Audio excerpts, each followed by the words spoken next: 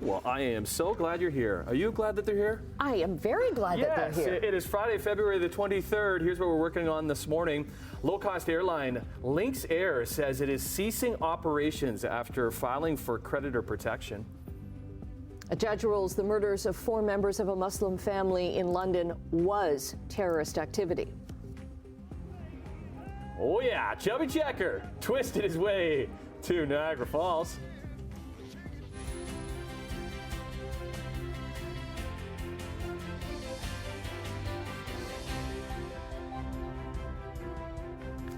We twist our way into the weekend. Yes. No tie, bow tie kind of day, Brian. Yay, Friday! Oh yeah, baby. We got it. Yes. Yeah. How are y'all doing?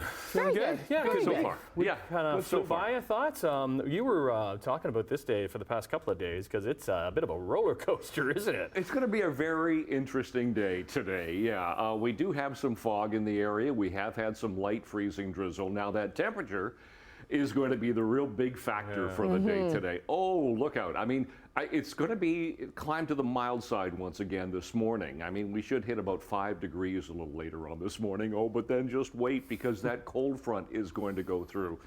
And that probably around the lunch hour. And then after that, the temperatures fall. We could hit -6 by later this afternoon, 5 to 6 o'clock. And then the winds are going to make it feel like about -14. So we go from mild temperatures. I mean, we're sitting at -2 right now, wind chill of -6. So that's still above seasonal for an overnight low. But then 5 and then -6 later today, and a cold but sunny day tomorrow. Now today we could get some showers. We've had some freezing drizzle. Some showers are possible, cycling into some flurries later on as that temperature falls, and that's what's going to happen throughout the day today. So don't be fooled by that 5-degree high.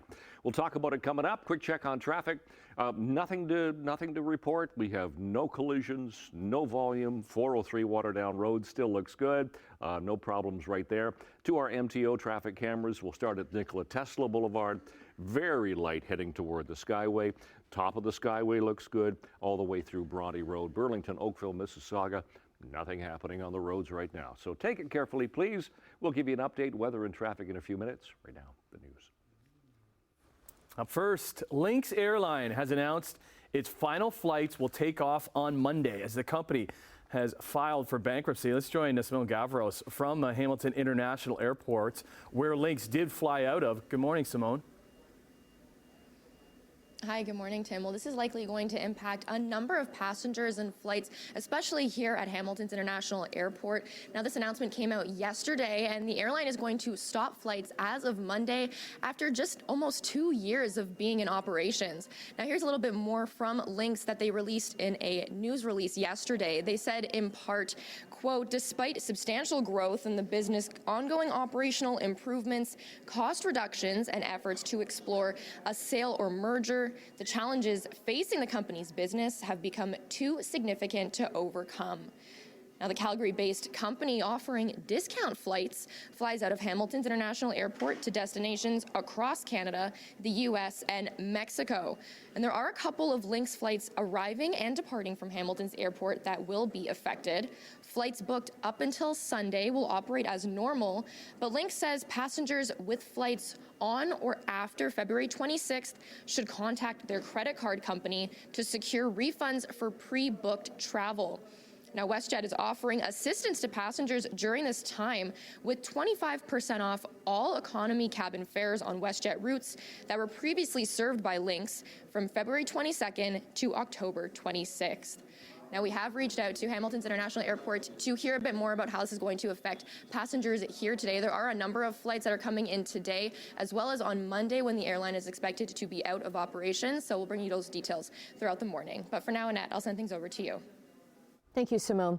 A London court has ruled the attack that killed 4 members of a Muslim family in 2021 was indeed terrorism, calling it an attack on Canadian society and a textbook case of terrorism. The judge sentenced Nathaniel Veltman to life in prison at his final sentencing hearing. It's an historic ruling from the court, as this is the first time Canada's terrorism laws have been applied to a first-degree murder case. Veltman was found guilty in November of running down the Afzal family with his pickup truck. Their family and friends say the judgment doesn't change what happened, telling reporters they aren't sure if the verdict amounts to closure or justice. For us, the journey of healing continues. The scars, physical and emotional, will remain. This trial wasn't just about one act.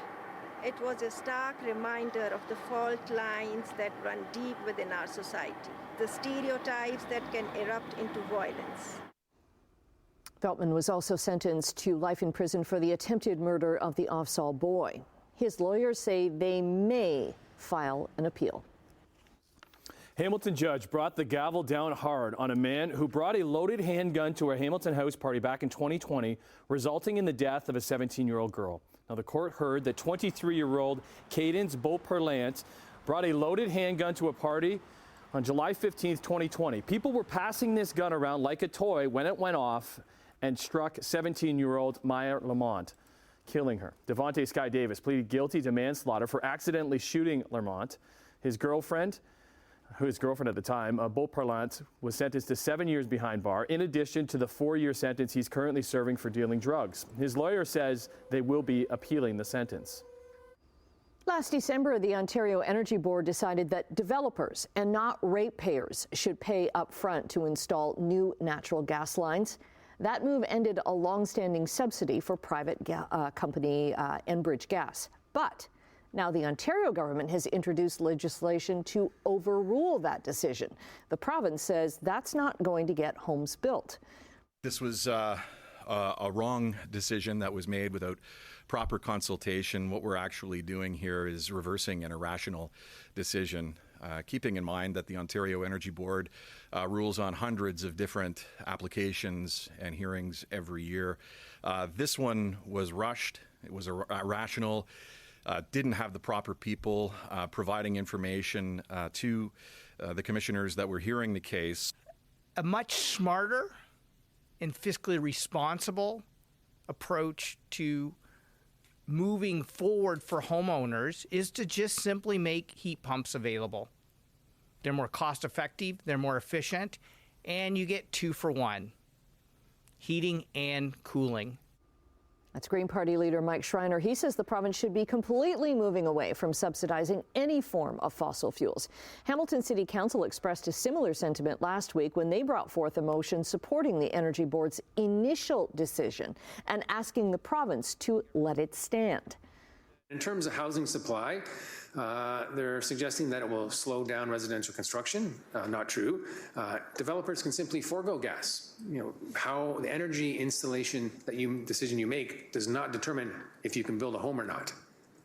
Okay, so it's in Enbridge's interest to continue to build gas pipelines. It's in everyone else's interest, financially and environmentally, not to have gas pipelines installed in new construction. For the provincial government to, rule against the Ontario Energy Board, it makes no sense at all because nobody benefits from that decision. Current gas customers don't benefit because we're continuing to subsidize the construction of new gas pipelines in new communities. And new customers don't benefit either because they are saddled with a legacy technology that is actually more expensive in the long run. Now, that motion from Hamilton City Council also noted that gas lines have a 60-year lifespan, and that extends far beyond the city's time frame for decarbonization. It passed unanimously. Hamilton Mayor Andrea Horwath says she may use her strong mayor powers to get affordable housing built in Stoney Creek. Now, at the committee level, a staff proposal to construct 2 buildings on 2 parking lots in downtown Stoney Creek was narrowly voted down. The area councillor says the community wants the parking lots to stay put for local businesses. Mayor Horwath told CHCH News that Hamilton has a housing crisis, not a parking crisis, adding businesses thrive when people live nearby. Now, when the issue goes before City Council next week, she hopes the building proposal will be voted in. If not, she says she'll make a decision on using her veto powers at that time. Under the strong mayor powers granted by the Ford government, she can override a decision to help meet provincially assigned housing targets. In the sports line we go. Maple Leafs coming off a banner night in Arizona, where Austin Matthews cracked the 50-goal mark and added another one for good luck. And they were right back at it in Sin City, and they aced that visit too. Austin Matthews crisscrossing with Holmberg, drops it off. Holmberg walks it and shoots, scores! Yeah, the game already well in hand for the Buds in the third, but Matthews would club home his leading a 52nd goal in 55 games. Nice setup by Pontus Holmberg. That would make it a converted touchdown. Toronto have won 6 straight games, 7-3 the final. Thanks to 4 goals in the first, 2 of them by Max Domi. Morgan Riley returned after his suspension, didn't mess up the win streak. They go for 7th heaven tomorrow in Colorado. Denial on the run. Sky starts with the block. And then the 3-on-2. Energized. Raptors back on court after an extended All-Star break, and they didn't need to work out any cobwebs. They would net a win against Brooklyn. It wasn't even close. Scotty Barnes had a double-double, 18 points, 12 boards. Gary Trent Jr. led the way in scoring, knocking down 25. Raps led by as many as 34 in the 121-93 win. They are right back at it tonight against the Atlanta Hawks. As Powell also back in the game for LA. Oh, Shea just glued him to the floor, and SGA once again from the mid-range adds another to the highlight reel. What a smooth operator. Hamilton, Shea Gilgeous-Alexander also returned from his first All-Star starts and kept on trucking. SGA currently has the second best odds for MVP, and for good reason. He would clip LA with silky smooth moves and score right on his average, 31, making it 40 games, scoring over 40 points to lead the league. OKC, they beat LA 129-107 in a battle of a couple of the best in the West. Our Canadian women's soccer team started life without Christine St. Clair, kicking off the CONCACAF Gold Cup play against El Salvador.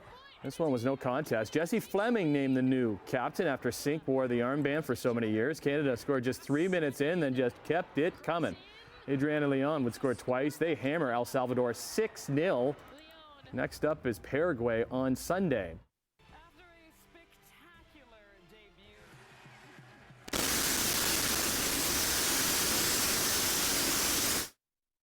Wrongful dismissal and harassment. The coach who worked for the Argos from 2018 until January 2024 filed a lawsuit on Tuesday alleging the Argos condoned Kelly's harassment in a toxic work environment.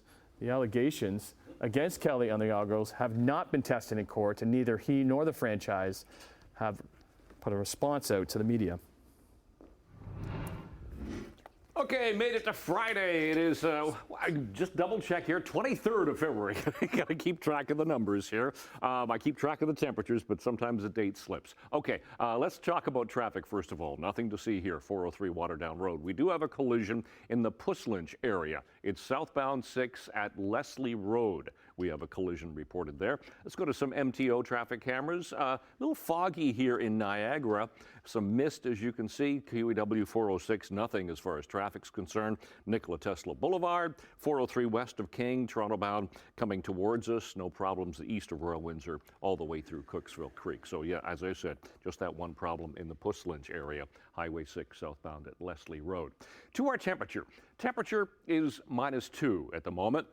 The winds are fairly light and makes it feel like -6. We do have some light freezing drizzle, some fog in some areas. The fog is due to the temperature sitting right on the dew point at the moment, which is where the air is completely saturated. So for school today, it will be mainly cloudy. We'll get a mix. We'll get some showers this morning, cycling into possible flurries later on as that temperature goes from +5 to -6 degrees later on with a wind chill of -14. And it's all because of that blue line. That is the representation of the leading edge of colder air flooding in. That's the cold front. So that cold front crosses about the noon hour, and then that wind shifts around to the northwest, becomes 40 to 60 kilometers an hour, giving us those wind chills and those cold temperatures. It is going to be cold tonight.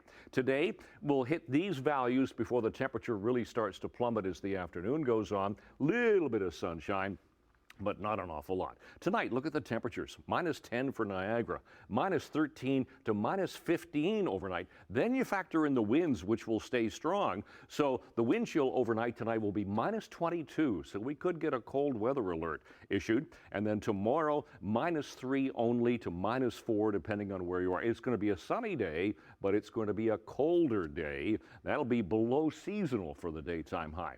So out the door this morning, light freezing drizzle, light winds, temperature right now -2. Long range coming up. Annette, Tim.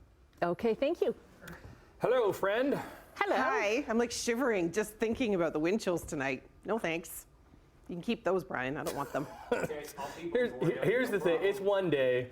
We're all good. I know. I'm fully a baby. We'll get through it. 100 admit it. Okay, so Chubby Checker. Come on, baby. Let's do. See, like, I don't know if other generations know that. I think it stops at us because I don't think my kids would know what the twist is. But he is coming to Fallsview. And not playing that song? Chances are good. We're going to chat with him coming up.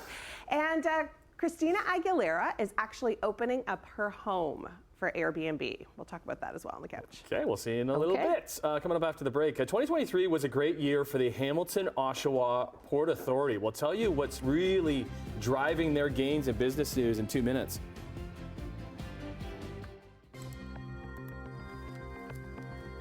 Hey, here's a look at the markets and some numbers for you. Canadian dollar is down 3 basis points this morning, sitting at 74.4 cents US. Gold up 60 cents, 20.31.30. Crude oil down 92 cents, 77.69 a barrel. Up to Europe. Hey, it's Friday, Europe. Markets are down slightly in London, up in Frankfurt, and in Paris. In Asia, the markets were closed in Tokyo, but up in Hong Kong and Shanghai. Checking the North American markets, the TSX had a big gain, 146 points, almost or a much bigger gain on Wall Street, with the Dow up 457, the NASDAQ gaining more than 460. Okay, glad you're here on this Friday. Let's get into some business news, and we start here at home because improvements to the Hamilton-Oshawa Port Authority, or HOPA, have meant a steady increase in cargo. The 2023 shipping season, it saw more than 11 million metric tons of goods go through both ports, most of it in Hamilton. That's 9% more materials than the year before, making it the second highest volume in a decade. 665 ships took advantage of the longest seaway shipping season on record, a new rail container facility, and the announcements of a new flour mill and a new sugar refinery. They're really helping grow the amount of agri-food commodities through both ports. We're going to have lots more on what's coming up for HOPA coming up at 8:20 this morning, because we're going to have the Port Authority CEO sitting down with Annette.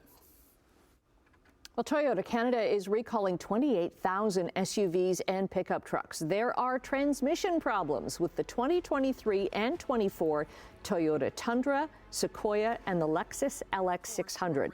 Toyota says certain parts of the transmission may not immediately disengage when the vehicle is shifted to neutral, meaning that they could creep forward or backward on their own. Toyota and Lexus dealers will update the transmission software to fix the issue. If your vehicle is part of this recall, you'll be notified by the end of April. Well, Google has paused its AI tool Gemini's ability to produce images of people. This comes after a backlash over historically inaccurate depictions of race. The AI tool was generating images that largely showed people of color in place of white people. So, for example, when prompted to create an image of a pope, Gemini made an image of a man and a woman, neither of whom were whites. The mistake was blasted, obviously, on social media and shows how AI models still struggle with the concept of race. Google says it will re-release an improved version of Gemini soon. The online discussion site Reddit has struck a deal with Google, allowing the search giant to train artificial intelligence models and online search on Reddit's content. The arrangement is valued at about $60 million. It'll also give the discussion site access to Google's AI models to improve site search and other features. This is a big step for Reddit, which is based out of San Francisco. It relies on sometimes contentious volunteer moderators to run its topic discussions. Okay, let's take a little break. It's going to be a little tricky to kind of how to dress today because it's not. It's warm now. It's kind of warmish it's gonna be now. Really, really it's cold. going to be really cold. So yeah, I'll have to maybe carry around an extra sweater or whatever you're up to today. Bundle the kids up and tell them it'll be for their own good. Yeah, Brian has all those details when we come back. And a look at the 7-day forecast heading into the weekend right after this. Good morning, 6:25 on this Friday morning. Look at the fog we have here in Niagara. This is St. Catharines camera, QEW in the 405. No problems with traffic through here, but as you can see, the roads are wet, high relative humidity, and the fog has settled in right here. Top of the Skyway Bridge, we're getting some drizzle, as you can see on the camera lens right there. Brodie Road looks good, no problems all the way through Sheridan. 403 at Burnham Thorpe is fine. We do have a collision reported Highway 6 southbound in the Puslinch area, right around Leslie Road, a collision there. Get to our temperatures. Hamilton struggling this morning. -2 is our temperature, wind chill about -6. Otherwise, on the plus side, 1 Toronto, 2 Grimsby, and for Mississauga as well. Seasonals, 0 for the daytime high. We got to 9 yesterday again. -8 for the overnight low, so we're above seasonal, sun times and records for today, the 23rd. For school today, we should be plus side, +3 by the first bell this morning. Temperature will climb to 5, and then we're going to dip. We should be -1 for after school with maybe some flurries, and the temperature will continue to fall. So that's how it's shaping up for the day today. There's that flurries, showers into some flurries later on as the temperature goes from +5 to -6 with a wind chill of -14 later on. Tonight, the overnight low is going to hit -13, wind chill -22. It's going to be a cold start tomorrow and a chilly day, -3, wind chill -7 in the sun. And then we go up to the plus side again. 3 on Sunday, nice day, even better on Monday, sunny and 8, and then 11. We get some showers pushing in on Wednesday. That's your forecast. Annette, Tim. Okay. Some controversy. Controversy. Controversy. The Guinness World Records has officially stripped the oldest dog ever of his title. So the Portuguese dog named Bobo, who earned the title just in February of last year, died in October, reportedly at the age of 31. Guinness World Records now says that after a review, which included the dog's microchip data, it doesn't have enough evidence to support Bobby's claim. For now, it's not clear who holds the title of oldest dog ever. Well, how old was Bobby? We don't know. Well, do they know that he was 31, but they don't know if he was the oldest ever? Is that what they're saying? I don't know. It's all very confusing. It is. It's pretty rough, though. Rough? Yeah. Yeah. Thank you, Brian. Thank you. A little delayed. It was delayed. A little delayed on that Yeah. one. Yeah. Pay closer attention, please. Anything is possible. Yes. Should we go? We should. I've got nothing to come up with that. Friday? Sure. Yeah. I like okay. that. We'll see you in a couple minutes. I can't believe a word you say.